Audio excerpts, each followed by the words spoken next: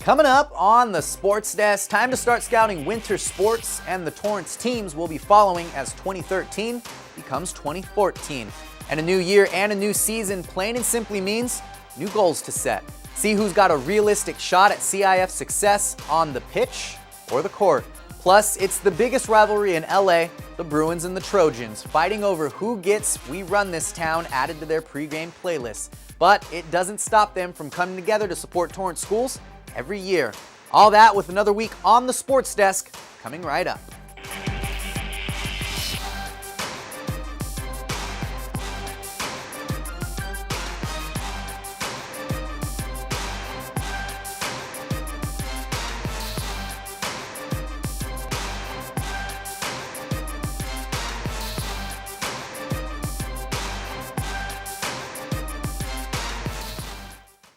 Hey there, Torrance. Great to see you. Hope you all had a great Thanksgiving. Can't wait to get December started now. This week, we're going to start off with Torrance's final two playoff teams of 2013, West High Football and El Camino Volleyball, the only squads in town to survive through the Thanksgiving holiday. For the West Warriors, that meant they got the opportunity to practice on Turkey Day, something they were all really excited about after a dramatic quarterfinals win against Palmdale. But it was Black Friday in more than one way for the Warriors, as Hart, a week after ending PV season, ends West season as well. Struggling to get anything going on offense, Hart ran away with this one in the first half and didn't give the Warriors any room for another come-from-behind win. The Warriors lose almost 30 seniors from this squad, so they'll be looking like a whole new team in 2014 when they make the move from the Bay League to the Pioneer League with the other three Torrance schools. And while injuries up and down that Warrior roster may have kept expectations low for their playoff outlook, at El Camino College, hopes couldn't have been any higher after these Warriors took their fourth consecutive SCC title. A sixth seed in the SoCal Regional Playoffs, a young roster, but a full head of steam as Jenny Phillips checked out their start to the 2013 postseason. Elko hosting Bakersfield in the first round of playoffs tonight. The Warriors looking to get revenge as the Renegades are responsible for one of their only 4 losses on the season. Elko starting off hot, taking the first set with ease, 25-20. But the second set, a different story, as the Warriors struggle and drop this one 25-18. After the first set, we came out thinking we were going to win, and then it just went down that game. We weren't passing well, and then we just let loose for a bit, and we couldn't really catch back. We were trying to catch back on to the game, but it was we were letting too many points slip by. Fighting hard to get back on top in the third set, the Warriors pull off a close 25-23 win. The Valley always talks about, 1 point at a time and to keep talking, keep fighting, and that's what we did. We were just focusing every single little point. We might have lost our focus a couple times, but we just kept pushing and then kept on trying to make no errors and just kept pushing through no matter what. Momentum carrying over from the big win, Elko tops the Renegades with ease in the fourth, winning the match and advancing in playoffs.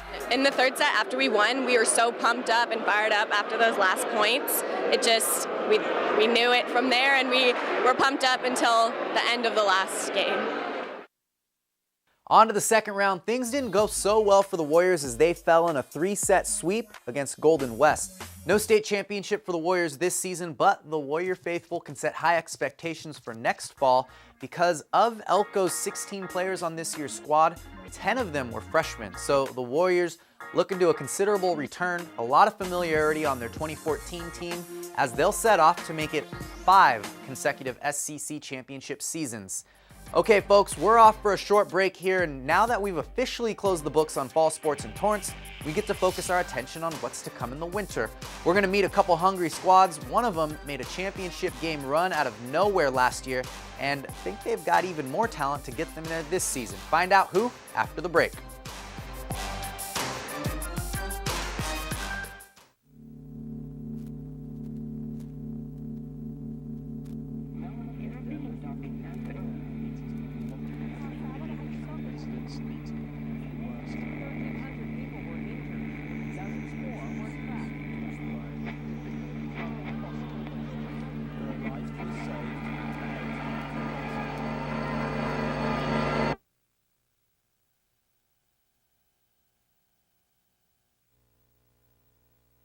We are this close. We're this close. We are this close. Of wanting to making history. This close to changing the world. We are this close. This close to making sure no child suffers a crippling disease Ever again. This close. We are this close to ending polio. Ending polio. All we need is you. This close. If we don't act now, we may lose this chance forever. Help Rotary make history at endpolionow.org. We have a job to do out here today.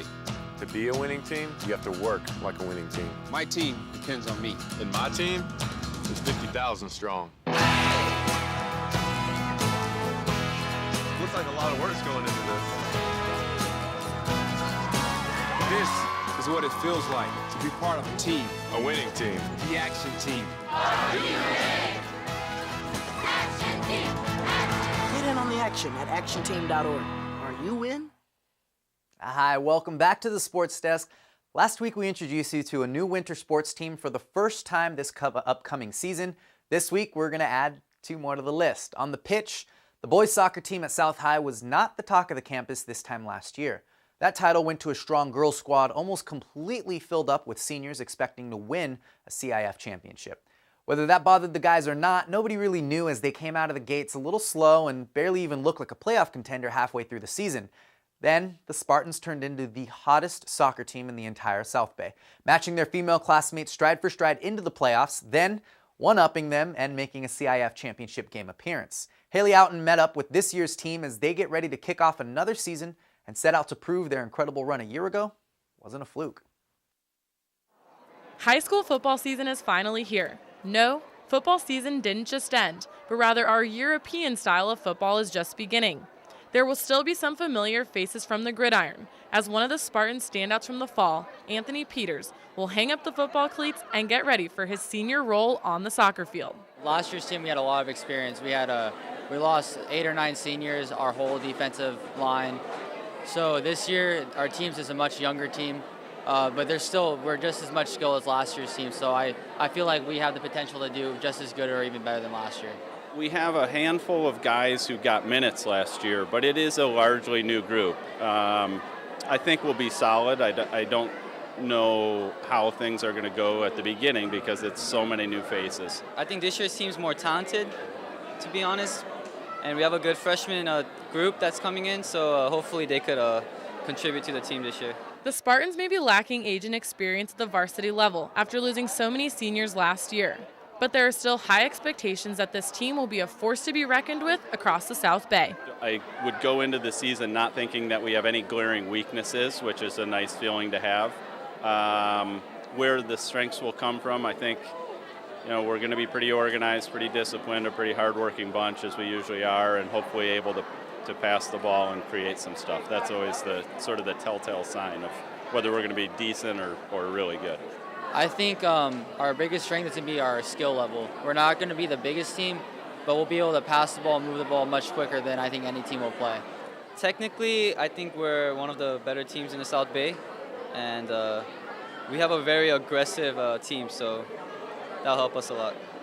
With so few returners, it is tough to say how this year's team will match up to last year's CIF finalist squad.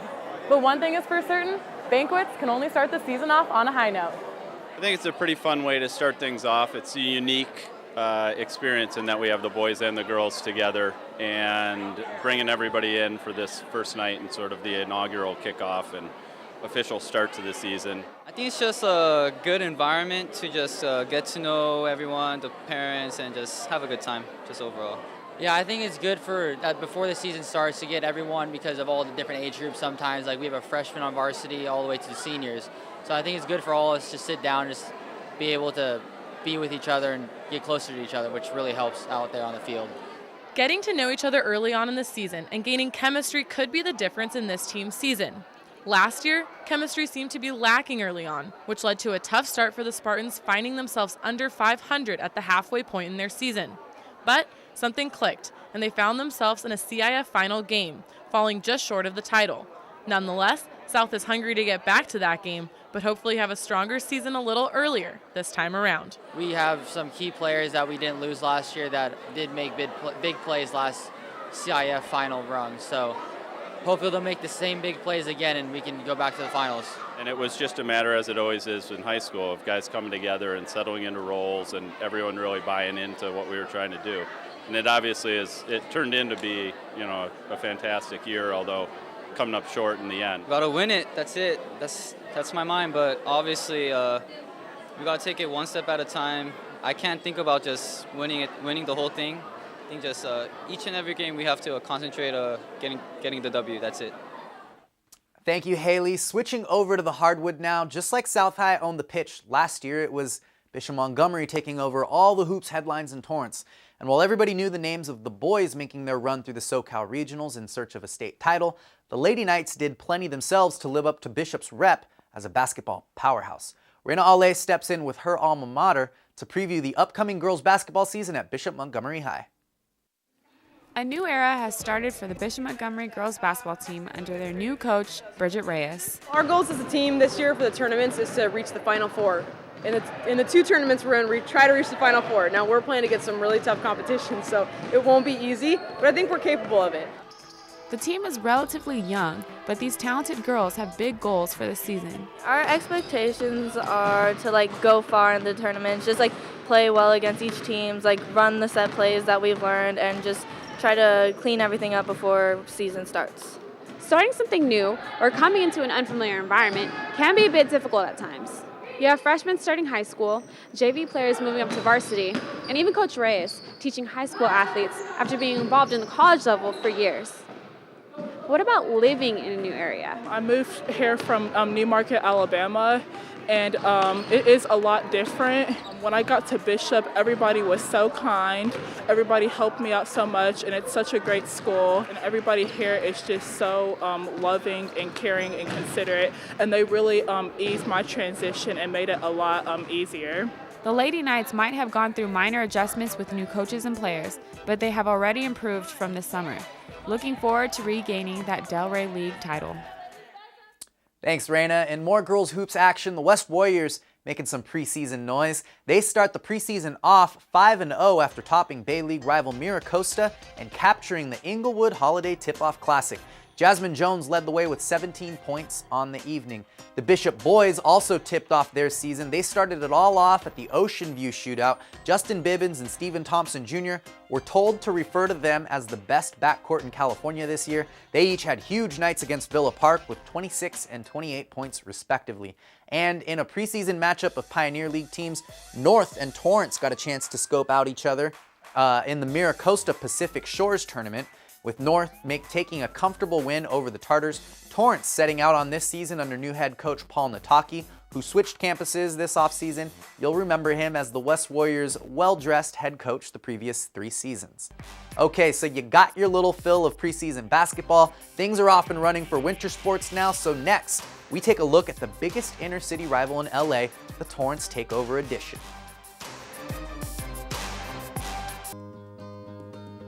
You always made sure I brushed my teeth. You told me that smart was cool. You always told me to dream big. To all of those parents who took the time to make raising their children their most important job, we'd like to say, thank you. Thank you. From the bottom of my heart, thanks, Mom and Dad. This message is brought to you by the U.S. Air Force. Hey Torrance, welcome back to the Sports Desk. It's time for a little rivalry action now. LA's a big city, so naturally there's plenty of space for crosstown headbutting. The Lakers and the Clippers cram into one arena, but they're not exactly high on the list of heated throwdowns, with the Lakers' 16 NBA championships and their current struggles to get an 8 seed in the playoffs, while the Clippers, well, they're still the Clippers until proven otherwise. Dodgers and Angels, even when the Angels consider themselves a Los Angeles team for a couple years at a time, those two only get to play in pointless interleague games, and it's not like the Dodgers have been to a World Series in a bit anyway.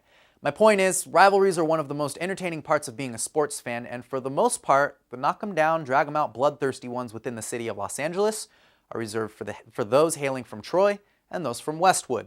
UCLA and USC. Tommy Trojan versus Joe Bruin, a basketball school taking on a football school. Last year, the Bruins were just getting over their Rick Neuheisel hangover, and this fall, it was SC's turn with the end of the ugly Lane Kiffin experiment. ultimately ending in the Sons of Westwood taking back-to-back wins in the gridiron matchup for the first time in 15 years. Either way, with the game behind them now, it may be another year before rivals face off on the gridiron again, but their positive impact on local schools, along with that little bit of trash talking, is going to last year-round right here in the South Bay.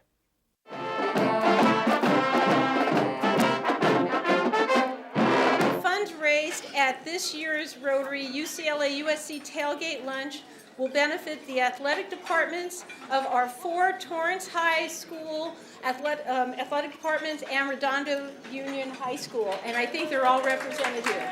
We're all rooting for our teams, but at the same time, you know, it's good to be here with the Trojan people and their greats and listen to their old football greats. Despite all of the fighting that we do all the time, it's nice to get together every once in a while.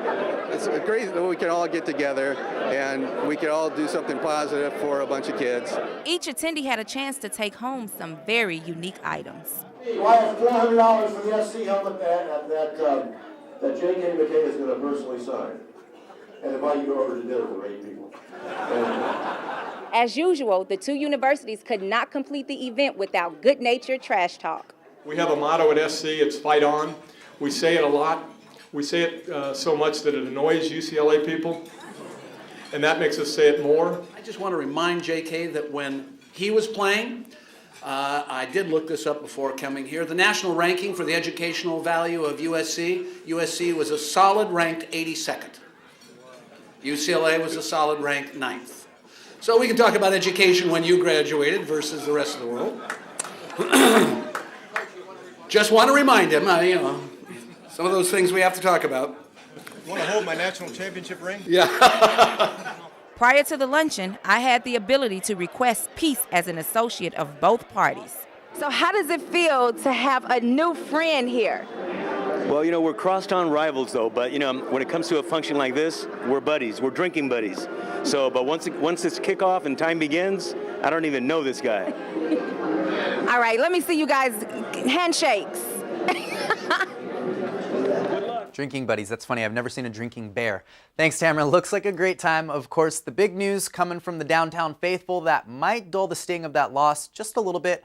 The Trojans have found their man to lead them into the next era of USC football. And for the people of Torrance, it's even more special because he's one of our own. Steve Sarkisian, the West High alum and El Camino College standout, is coming home after 5 years coaching the University of Washington Huskies. Sark served as quarterbacks coach at SC and with the Oakland Raiders before his second term with the Trojans under Pete Carroll as assistant head coach. I got a little 6 degrees of football separation here. In 2007, Sark interviewed with the Oakland Raiders for their head coaching position, only to turn that gig down and making way for a guy named Lane Kiffin to lead the Silver and Black when he interviewed for the same job. And that ended so well. Sarkisian stepped in as SC's coordinator in Kiffin's place, and now the Torrance native comes back once more as a successor to Lane Kiffin. So it all comes full circle for Sarkisian. He's back in town 13 years after his first coaching job, which, wouldn't you know it, started as quarterbacks coach with your El Camino Warriors right here back in 2000. Of course, we enjoy anything sports related that benefits our local students, so anytime you know of an event that's going to make a positive impact on the community, invite the Sports Desk along. You've got our email, our phone number right there, and of course, you can always plug into our Facebook page to keep up to date on all things Sports Desk. Going to come in handy when everybody takes some downtime for holiday break in a couple weeks here. All right, everybody, that wraps up another week on the Sports Desk. We'll see you next time.